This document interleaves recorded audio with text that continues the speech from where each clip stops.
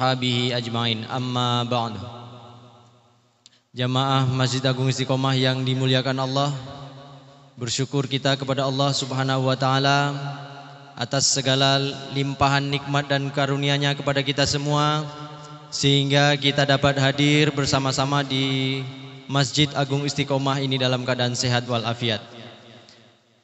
Salawat beserta salam semoga tercurah buat junjungan alam Nabi besar Muhammad sallallahu alaihi wasallam dengan ucapan Allahumma sholli ala sayyidina Muhammad wa ala ali sayyidina Muhammad. Jamaah Masjid Agung Istiqomah yang dimuliakan Allah, malam ini kita memasuki malam yang ke-10 Ramadan 1444 Hijriah.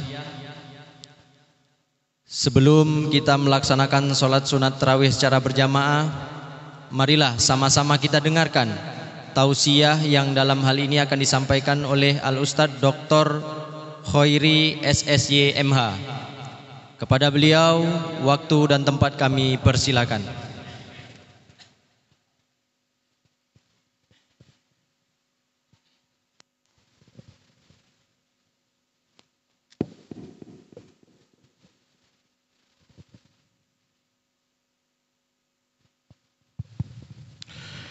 Assalamualaikum warahmatullahi wabarakatuh.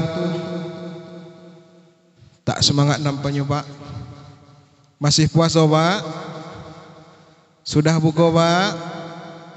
Kolak dah habis Bu? Cendol? Semua dah habis, macam mana nak semangat? Alhamdulillahirabbil alamin.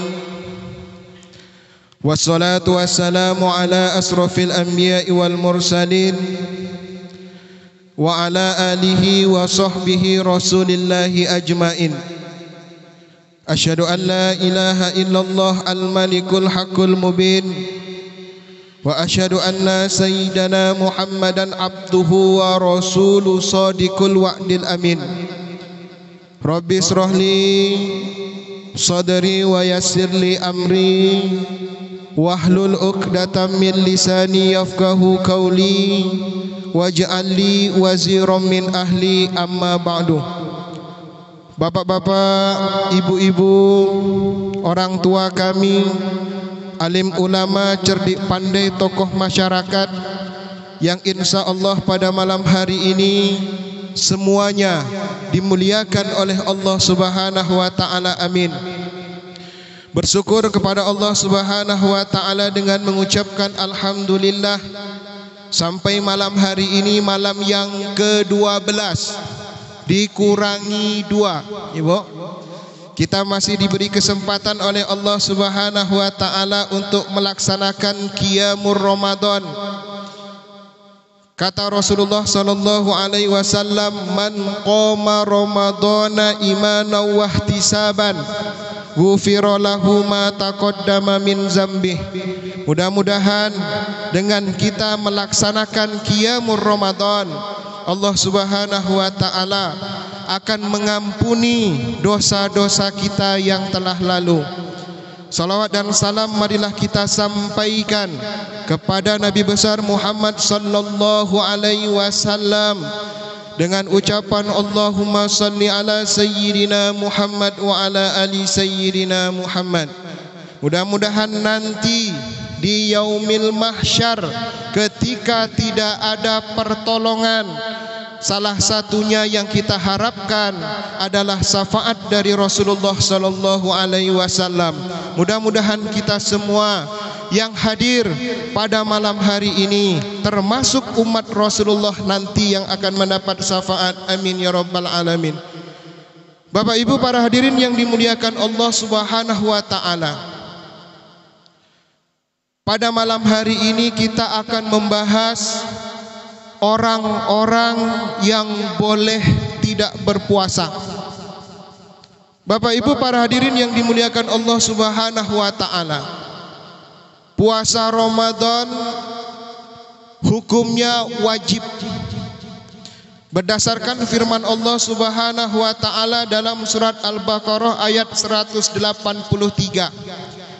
Ya ayyuhalladzina amanu kutiba, kata Allah, Wahai orang-orang yang beriman, kutiba, diwajibkan, alaikumusiyam kama kutiba alal ladina min qablikum la'allakum tattaqun. Puasa itu wajib, Pak. Namun di ayat 184-nya, faman kana minkum maridon au ala safarin fa iddatum min ayyamin ukhor. Pada ayat 184-nya itu, Pak, ada catatan orang-orang tertentu boleh untuk tidak melaksanakan puasa. Maka ada orang-orang dalam keadaan tertentu boleh untuk tidak melaksanakan puasa Ramadan, tapi harus mengganti pada hari yang lain yang disebut dengan qadha, dan ada yang tidak mengganti pada hari yang lain tapi dia harus membayar fidyah. Siapakah mereka itu, Bapak Ibu? Yang pertama, orang yang boleh tidak berpuasa adalah orang yang sakit. Sakit yang seperti apa? Apakah sakit kepala, ya, atau sakit hati?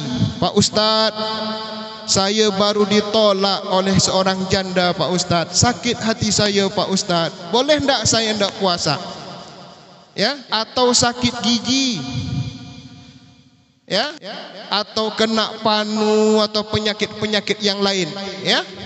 Maka ulama menjelaskan, yang pertama, orang sakit yang boleh tidak berpuasa adalah orang sakit ketika dia berpuasa mempersulit dirinya, Pak. Ya, ada orang sakit kalau dia berpuasa mempersulit dirinya. Kemudian yang kedua, ada orang sakit kalau dia berpuasa penyakitnya tambah parah. Ada orang sakit, Bu, kalau puasa, Bu, tambah parah. Kemudian ada orang sakit ketika berpuasa penyakitnya lama sembuh. Kemudian ada orang sakit kalau dia berpuasa bisa menyebabkan kematian. Maka orang-orang yang seperti ini boleh untuk tidak berpuasa, tapi dengan catatan, Bapak Ibu, harus berkonsultasi dulu dengan dokter. Ibu, dokter apa, Pak Ustadz? Dokter yang berkaitan dengan penyakit kita. Jangan dokter hewan, Pak, tak nyambung, ya. Maka orang yang seperti ini boleh untuk tidak berpuasa dan mengganti pada hari yang lain sesuai dengan puasa yang dia tinggalkan. Tapi kalau ada orang yang sakit kemudian tidak ada harapan untuk sembuh, Bapak Ibu, tak ada harapan lagi nak sembuh, Pak Ustadz. Semua dokter sudah dijumpai, Pak Ustadz, semua obat sudah diminum, ya, tapi tak sembuh-sembuh sampai meninggal, maka dia tidak wajib untuk mengqadha pada hari yang lain. Siapa yang nak mengqadhakan, Pak? Kan itu. Bapak Ibu para hadirin yang dimuliakan Allah Subhanahu wa taala, bagaimana dengan dia ketika dia sudah meninggal, apakah perlu dibayarkan fidyah? Kan itu, Pak. Nah, ini terjadi perbedaan di kalangan ulama, Pak. Kalau dia meninggalkan puasa bukan karena uzur, bukan karena sakit, atau bukan karena apapun, ketika dia meninggal dunia, menurut pendapat ulama, maka ahli warisnya wajib untuk membayarkan fidyah untuknya. Itu kalau orang yang meninggalkan puasa tidak ada uzur apapun. Tapi kalau ada orang yang meninggalkan puasa karena memang benar-benar sakit, ketika dia meninggal, maka ahli warisnya tidak perlu untuk membayarkan fidyah. Itu menurut pendapat ulama. Bapak Ibu para hadirin yang dimuliakan Allah Subhanahu wa taala. Kemudian yang kedua, orang yang boleh meninggalkan puasa itu adalah orang yang sedang dalam perjalanan, atau kita menyebutnya dengan musafir. Untuk musafir itu ada catatannya Bapak Ibu. Yang pertama, perjalanannya itu boleh menyebabkan dia untuk melakukan sholat jamak dan qashar. Berarti perjalanannya itu harus kurang lebih 85 atau 95 km. Nah, kalau sudah perjalanan segitu, boleh untuk tidak berpuasa. Kemudian menurut mazhab Hambali, ya, kalau menurut mazhab Hambali itu Pak Bu, perjalanannya harus dimulai di malam hari. Ada di sini yang bepergian perjalanannya di malam hari Pak. Rata-rata kalau nak ke Pekanbaru pasti pagi, jarang yang malam hari. Kalau menurut mazhab Hambali, perjalanannya itu harus di malam hari. Tapi menurut jumhur ulama, ya, terbalik Pak. Kalau menurut jumhur ulama itu di malam hari, kalau menurut mazhab Hambali itu perjalanannya di siang hari. Nah, itu syarat seseorang boleh meninggalkan puasa dengan status musafir. Kemudian menurut Imam Syafi'i, bukan orang yang selalu bepergian. Contohnya supir travel. Kata Imam Syafi'i, orang yang musafir ini bukan orang yang selalu bepergian. Kalau supir travel itu kan tiap hari Pak. Nah, kalau supir travel itu tidak diperbolehkan. Kalau menurut Syafi'i, bukan orang yang sering bepergian. Mungkin kita dari kantor dapat tugas perjalanan dinas ke Jakarta, kita tidak setiap hari berangkat, maka bolehlah kita untuk tidak berpuasa. Tapi kalau supir travel, kata Imam Syafi'i, dia harus tetap berpuasa, kecuali setelah itu dia tidak sanggup lagi dan tak mampu lagi, barulah boleh dia tidak berpuasa. Bapak Ibu para hadirin yang dimuliakan Allah Subhanahu wa taala. Kemudian menurut mazhab Hanafi, Maliki dan Syafi'i, orang yang dalam beperjalanan atau musafir itu lebih afdal untuk berpuasa. Ya Pak, lebih afdal dia puasa. Sementara menurut mazhab Hambali disunnahkan untuk tidak berpuasa. Maka disimpulkan, orang yang musafir itu boleh meninggalkan puasa dengan catatan harus mengqadha di hari yang lain dan tidak diperbolehkan untuk membayar fidyah.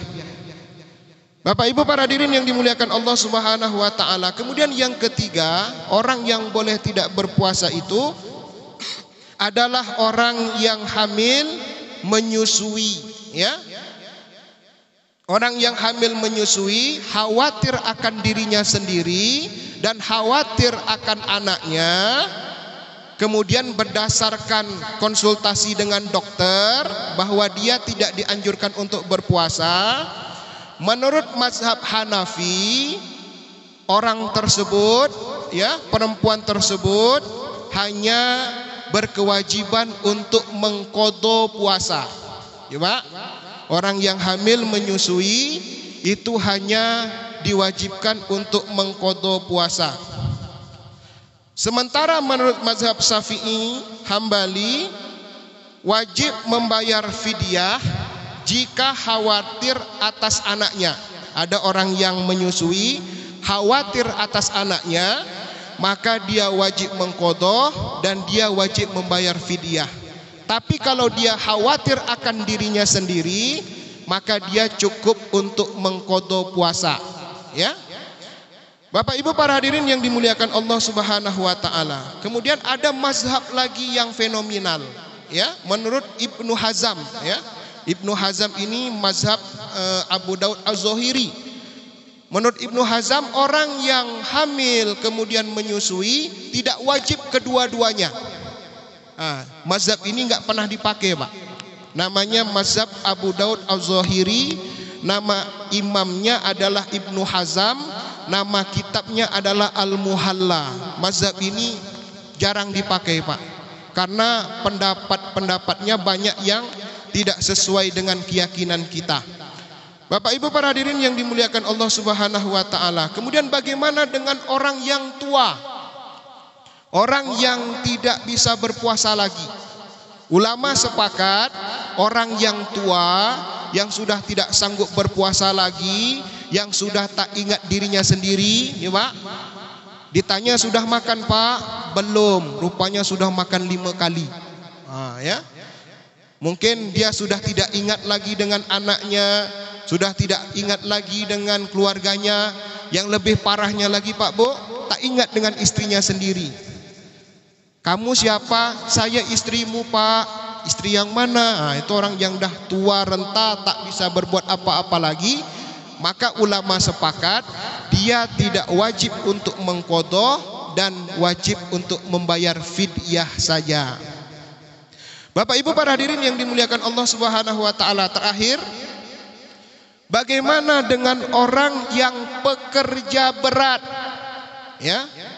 Ya, kerja bangunan, ya, kemudian kerja tambang batu bara, ya Pak. Kalau tak kerja tidak makan. Bagaimana? Apakah dia boleh tidak berpuasa?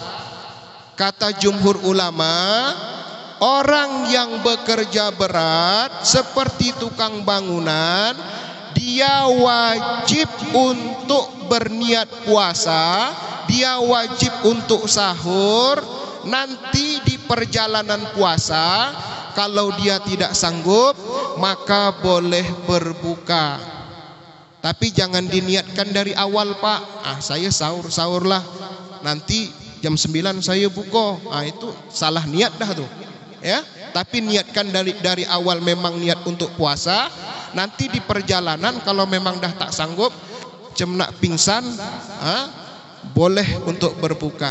Tapi saran saya, kalau ada orang yang pekerja berat, alangkah lebih baiknya tetap berpuasa, libur dulu untuk 1 bulan. Ya, kumpulkan bekal di 11 bulan, nanti di 1 bulan libur digunakan untuk berpuasa. Sayang, puasa adalah ibadah yang langsung Allah Subhanahu wa taala akan memberi pahala. Bapak Ibu para hadirin yang dimuliakan Allah Subhanahu wa taala, nampaknya ibu-ibu sudah mulai gelisah karena masih ada cendol di rumah Pak Ustadz belum diminum, ya. Mudah-mudahan tausiah singkat ini bermanfaat. Kita tutup dengan doa kafaratul majlis. Subhanakallahumma wa bihamdihi, subhanakallahumma wa bihamdika, asyhadu an la ilaha illa anta, astaghfiruka wa atubu ilaih. Kepada Bapak Ibu saya memohon maaf, kepada Allah Subhanahu wa taala saya memohon ampun. Wassalamualaikum warahmatullahi wabarakatuh.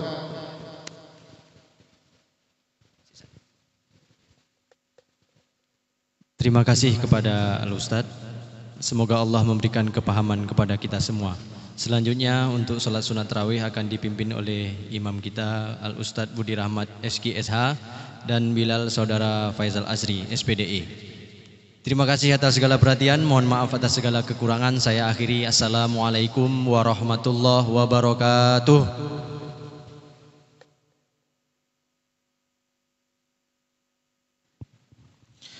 لا إله إلا الله والله أكبر ولا حول ولا قوة إلا بالله العلي العظيم.